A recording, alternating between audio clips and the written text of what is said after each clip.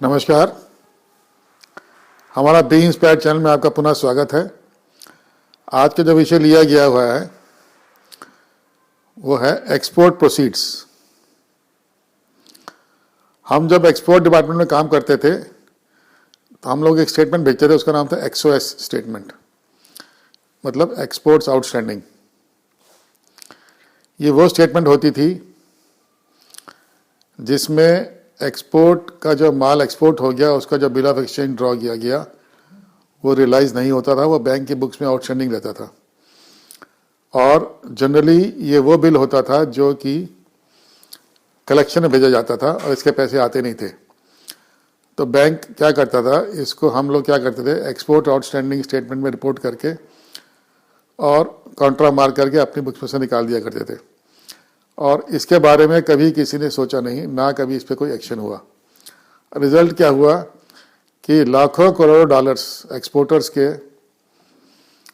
Foreign में जमा हो गए। जो पैसा जिस पे टैक्स नहीं दिया गया वो एक तरह की ब्लैक मनी है। It is stashed abroad in foreign accounts.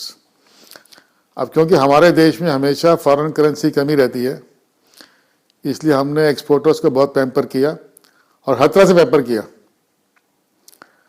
At the cost of importers. जो अब जैसे डॉलर अप्रिशिएट कर रहा है रोज, तो किसको मार पड़ रही है? इम्पोर्टर को मार पड़ रही है, एक्सपोर्टर के मजे आ रहे हैं। एक्सपोर्टर के जो फॉरेन में रखे हुए डॉलर्स हैं वो अपने आप बढ़ रहे हैं, वो बैंक का इंटरेस्ट अपने आप अर्न कर रहे हैं। अगर वो रियलाइजेशन इंडिया में आ जाती है और वो पैसा यूज़ ना होता और बैंक में पड़ा रहता तो जो बैंक का ब्याज मिलता उससे ज़्यादा ब्याज मिल रहा है उसको in the form of interest, in the form of appreciation of dollar, उसको वहाँ मिल रहा है। और एक्सपोर्टर को अपना पैसा फॉरेन में रखने का डबल इंसेंटिव है। एक तो इंडिया में उस पर टैक्स नहीं लगता, दूसरा फॉरेन में टैक्स नहीं लगता, और तीसरा जो है वो पड़ा पड़ा बढ़ता रहता है। It is appreciating, it is not a dead asset. जैसे हमारे यहाँ गोल्ड है ना, वो पड़ा पड़ा बढ़ता रहता है और जिन लोगों के हाथ में गोल्ड है वो अमीर होते रहते हैं। सिमिलरली जिनके हाथ में डॉलर है वो भी अमीर होते रहते हैं। अब एक्सपोर्टर्स जो हैं इनको पैम्पर क्यों किया गया?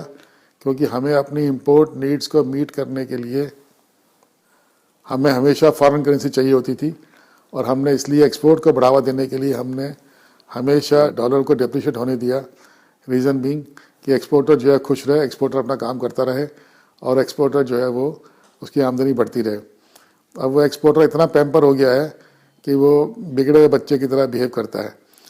अब अगर हमारी गवर्नमेंट उस पैसे को वापस लाने की कोशिश करे, क्योंकि एक जब आप एक्सपोर्ट करते हैं तो एक एग्जिम कोड मिलता है आपको, उस कोड के अंडर या कस्टम्स में जीआर जो आउटस्टैंडिंग रहती है उसके साथ, या आरबीआई में डाटा होता है, उसके साथ हम कोलेट कर सकते हैं और ये देख सकते हैं किस एग्जिम कोड के अंडर कितना फॉरेन करेंसी इंडिया में नहीं आई है, या कितनी फॉरेन करेंसी जो है वो जो हमारी ड्यू है, जो हमारी रिसीवेबल है, वो हमारे देश में नहीं आई है।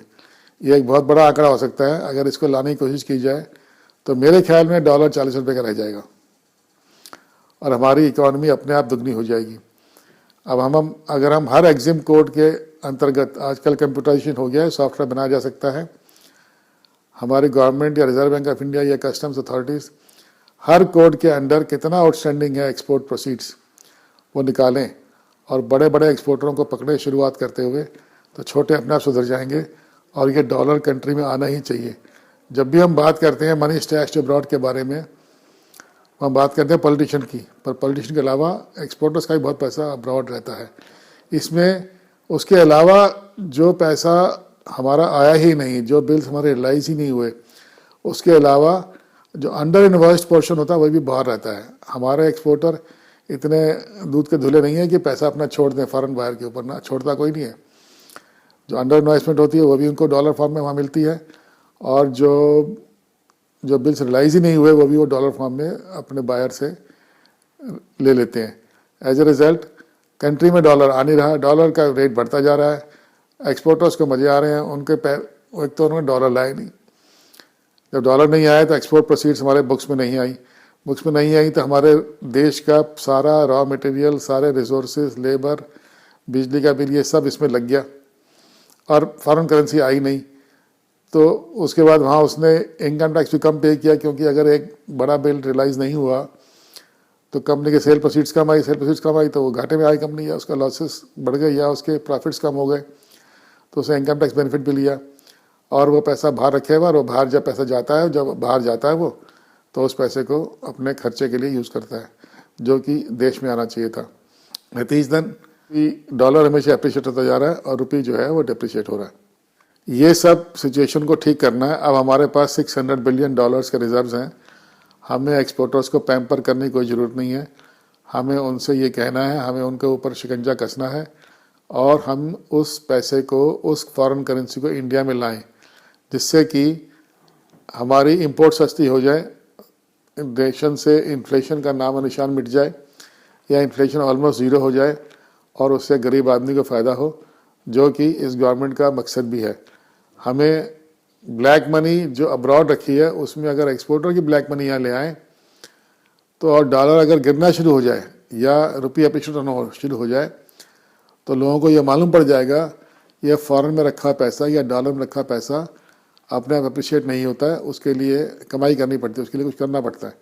तो शायद जो नॉन एक्सपोर्टर्स ने डॉलर्स रखे हुए हैं फॉरेन में, वो भी यहाँ ले आएंगे। मेरे ख्याल में मैंने इसमें काफ़ी कुछ कवर कर लिया है। इसके साथ में इतना ही। जय हिंद।